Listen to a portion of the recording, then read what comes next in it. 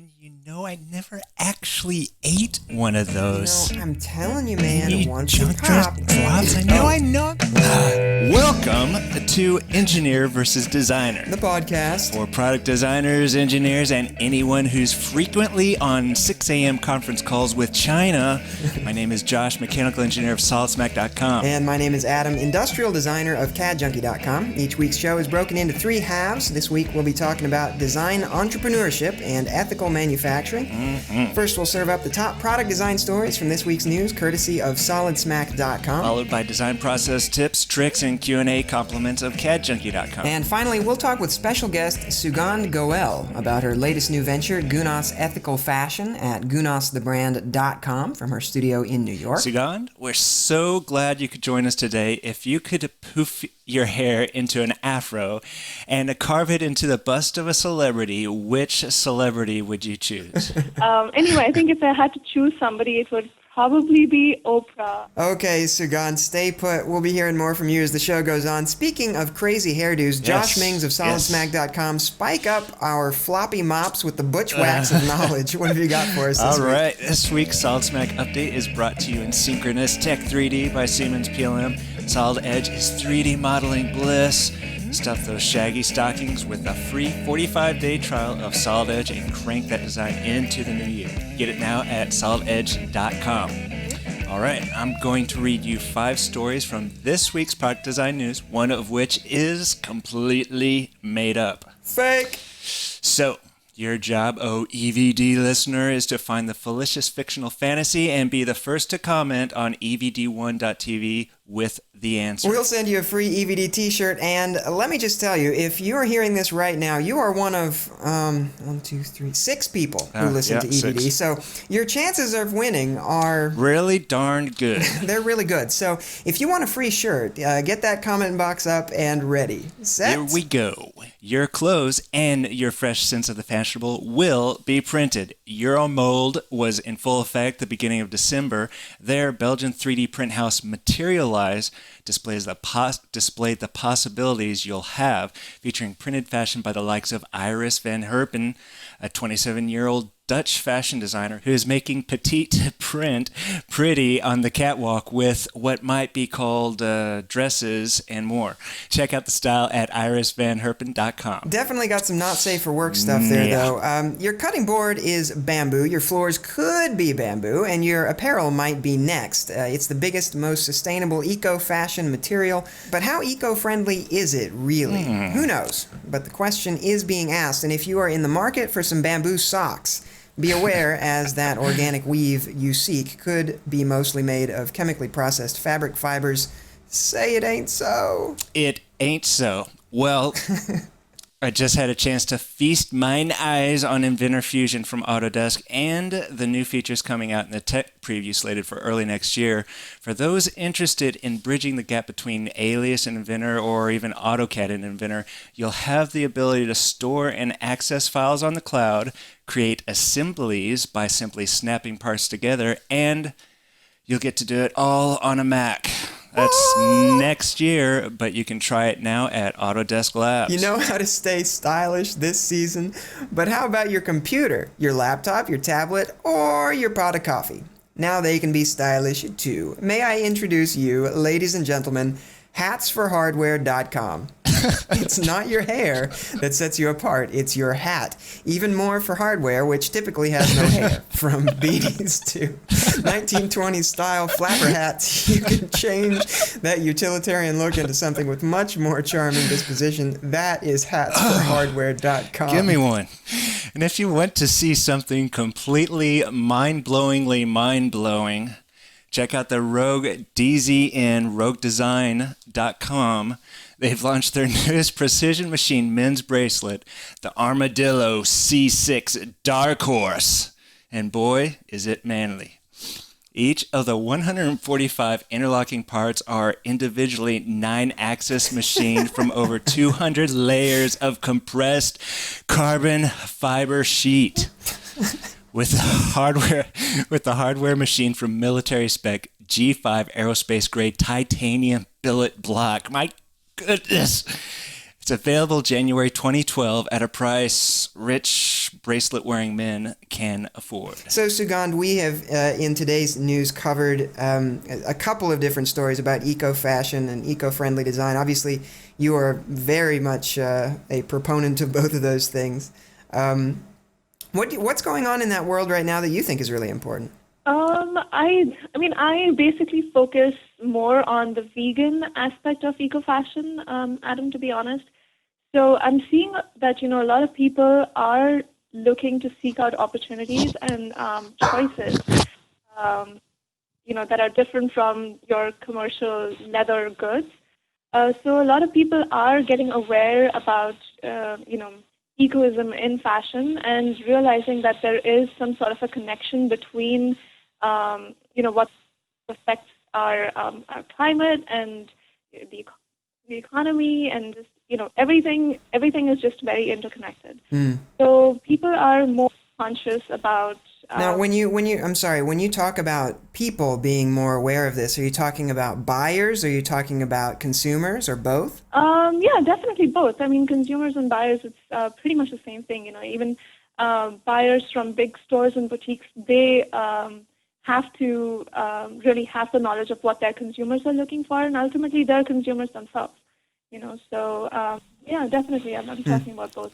To me, it sort of seems like a sort of a big marketing, I guess, sort of scheme from the bigger stores, where a lot of smaller boutiques are trying to really do a good job at the eco-friendly, sustainable fashion. Yeah. See a lot of greenwashing. So do you see a lot of that cutting into where boutiques can really make an impact with this? Sure. Josh, there's a term that we use which is called greenwashing. And a lot of the big companies, I feel that personally that they do that because, how can you produce something that is sustainable in factories that produce things in thousands, and are paying very meager wages to their employees. What I see is, that it's more, you can call it ethical if you're producing stuff in smaller home-owned or family-owned factories where you really have that connection with the people that are making your products. So yes, local designers, people that are producing in limited editions, are definitely doing a better job than some of the bigger companies. And how does technology play into this at all? I mean, does it make a difference? Is sustainable design easier now than it's been in the past, or is it the same? Would you say that they're, I don't know. I mean, if you're, I don't know how, what you mean exactly by easier. If you're saying, has technology made it easier to find sustainable resources, then yes. Oh, insert witticism here. Wait, the script says insert witticism here. I don't know what that Josh, is, but I definitely don't think I have. We'll be right back. All right. Adam O'Hearn of CatJunkie.com. Throwing darts at balloons filled with pepper spray in a poorly ventilated room does not seem smart. Come on. This week's Cat Junkie Q&A is brought to you by Siemens PLM. Solid Edge synchronous technology rocks your face with constraint-driven and history-free modeling combined. Snag some fresh how-to tips and a 45-day free trial at solidedge.com. Today we're chatting with entrepreneur and fashion industrial designer Sugandh Goel of GunasTheBrand.com in New York, and Josh is in the fetal position under the coffee table with, I believe, that is a juice box. In the next segment, we are going to ask more about the process of starting a business like this, but first I wanted to focus on the product design process itself. So, I thought I'd ask a little bit about the process of designing a high-end fashion accessory like a handbag. It's not quite hard goods, it's not quite soft goods, it's metal, it's fabric, it's plastic, it's everything. It's other materials nobody's heard of. So how does this process start for you, Sugandh? Adam, that's, it's great because it's everything that I've learned and known about, like you said, it's very true that handbags are not really soft, they're not really hard. It's everything. The hardware is metal. The body portion is fabric. It's PU. It's canvas. It's a mixture of anything that can really take that structure. So I started out with actually designing my own hardware, which is what I'm trained to do as an industrial designer. Right away, I want to get onto my CAD and do all the 3D work and make things look cool. So I started with customizing my own hardware. And then it's very similar to a product design process. You do your trend boards, you start drawing inspiration from certain things, and you put together, colors according to seasons that you would want to put out as a designer. And you start with some simple silhouettes and start adding things to it to make them your own, so they have a common brand language. And that's pretty much it. You start with a collection of 10, 15 pieces, select your materials, your hardware finish, and fabrics, and get samples and prototypes done and get that perfected. And that's it. And then it goes into production. So how long does it take to get from a napkin sketch to a finished production piece? Again, very similar to my experience as an appliance designer. It could, you could have a really fancy sketch on or a very simple sketch rather on your, on a piece of napkin. But when you actually get down to making it, there are a lot of changes that happen in production. You could have a beautiful prototype, but a lot of things get tweaked. So it's obviously not as long as it would be in the appliance or a hard good industry, but it would take about 3 to 6 months to really get your prototypes right. Mm-hmm. And do you do the sewing yourself, some of the sewing? Oh, not a sewer, but I do use cardboard and paper to make my 3D models, and then show those things to the tailors that make the patterns and whatnot. Yes, exactly, exactly. I mean, do you use mostly analog tools like that, or are you using digital tools as well? Adam, I'm very old school. I love drawing. I love cutting paper up or fabric and pasting things all over my wall. I love doing that. And 3D is great. I love using digital tools as well. Photoshop and Illustrator. Those are just some tools that you cannot do without today. Yeah, I mean, we're with you 100%.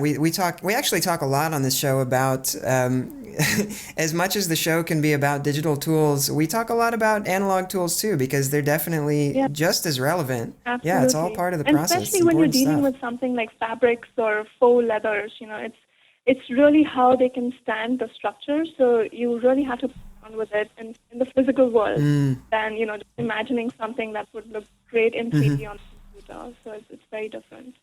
Well, I mean, in that whole process, obviously it seems like it's 3 to 6 months, which is surprisingly fast. That's really quick turnaround. But, even in that, there have to be a lot of challenges. What's the most difficult part of the design process? So the most, difficult part is really being that quick and developing your eye to really know what is going to be fresh and new next season. And that comes, once you do 1 or 2 collections that, you kind of get the hang of it. But this industry is so fast moving, the pace is just very fast. And like in comparison to product design, where you can actually copyright or trademark certain things or, get patents on certain designs, it really doesn't make sense in the fashion business because things are changing so quickly. Well, so Sugi, I sent you a picture of Josh. Did you get a chance to look at that? Yeah, okay. So now I want you to tell me, what are his chances that he can model in your next photo shoot next to the jet, next on the runway, whatever? I just think that's a really cool idea. Zoolander, Does he have a shot? I'm pretty sure he would make a great hand model. The camera loves me, absolutely. I've been telling you for years you need to change careers, buddy. This could be your shot. There's the underwear bit, and then the grandpa pants. Nope. She doesn't need to see that. Nope, nobody needs to see that. Okay, we'll be right back. All right, and welcome back. Today we're chatting with Sugandh Goel of GunasTheBrand.com, and Adam has been trying on purple eye makeup all morning. We have her on because she is basically what I want to be when I grow up. She's, smart, fun. She's got a dead sexy husband who's into drinking scotch on rooftop bars in New York. And most importantly, she's an entrepreneur who had a great idea for a product and then actually made it happen in real life. So what we really want to know from you, Sugandh, is how you do it. Yes. When did you first have the idea for starting a vegan handbag company, and really, what made you think you could actually pull it off? I think, guys, if you're really passionate about something, it wouldn't seem like a daunting task to you. And designing for me is like waking up in the morning, brushing my teeth, and taking a shower. It's just something that I am so addicted to. And, just having a great supportive husband and, drop that sexy husband as Adam said, really does help and makes it very smooth. Well, back in 2007 when I quit my job and I moved to New York and I started my master's program at Pratt in design management. That was when I got my first introduction to sustainability in design across all disciplines in the industry. And since it was an executive style program, I had the opportunity to freelance as a designer on the side as well. And being in New York, I met a lot of different people. I even had the opportunity to design for singer John Mayer. I designed his birthday present once, and Adam, you will not believe, this was a Scotch decanter with a glass set. So, coincidence. Fantastic. And one day I met a handbag designer from FIT and, had this big aha moment where everything I'd learned and been passionate about just seemed to, culminate into a handbag. Whether it's my love for animals, art, fashion, and industrial design, sustainability, just everything. That's how I got started, and what made me think that I could. Well, so once you had the idea that you wanted to do handbags, how long did it take before you could actually get into production? It took me about a year and a half of research, and once I made up my mind that this is what I wanted to do, I actually went out and interned with 2 local handbag designers in the city, and kind of learned what kind of a setup they need and what kind of manpower they need to really make this thing happen. And I realized that this was something doable. I also come from a family of entrepreneurs, so I definitely wanted to start something on my own. I learned quickly, and because of the prior experience I've had in the industry, and just went with it. So once you had a product, how did you go about selling it? Was it buyers, boutiques? What did you do? A lot of it is through trade shows. I participated in a couple of fashion trade shows, and those are also very hard to get into unless you have, a lot of recognition in the industry. So right now, basically what I'm working on is working with a lot of PR agents, celebrity placements, really building that brand image, because that's what people are gravitating towards. You really have to stand out in the market instead of, producing cheap leather alternative bags that, keep changing their style every season. I'm focusing more on developing that brand. So I have sales agents that help me with it. We also have an online store through which a lot of people buy product directly from us. It's going slow and steady, but it's steady, so that's what's important.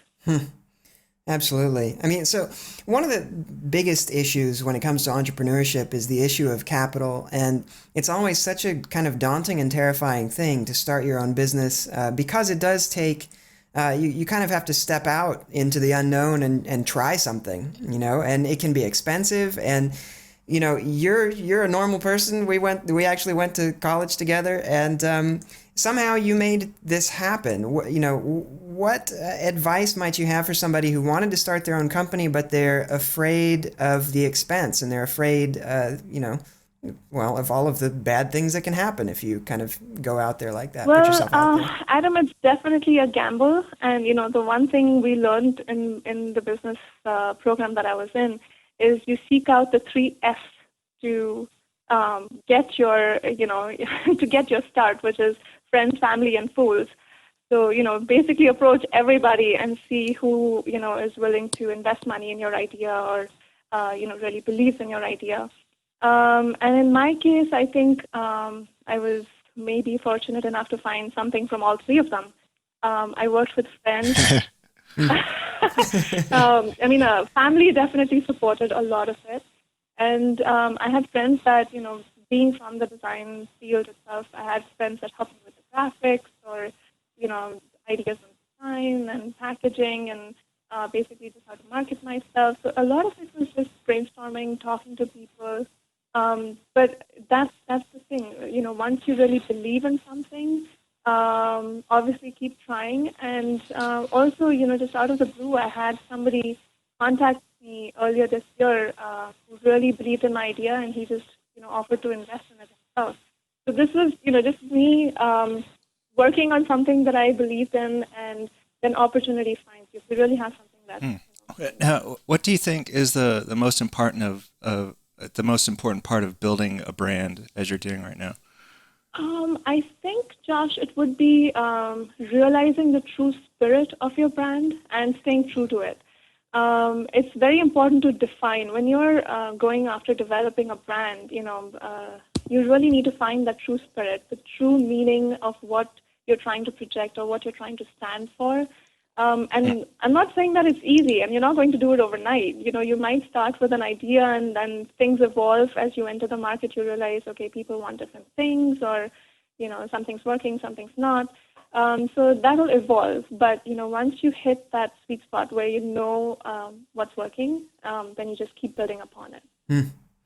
Oh man! Well, once again, we are very sadly out of time. Sugandh, having you on the show today has been better than the first time I beat Josh at paper football 36 times in a row. Yeah. Thank you so much for being with us today. It's a pleasure. All right. If you would like to send high-end fashion accessories or hardware hats to EvD HQ, please address them to Josh. And if you want to send plastic truck nuts to EvD, address those to Josh as well. Engineer versus Designer appreciates your comments.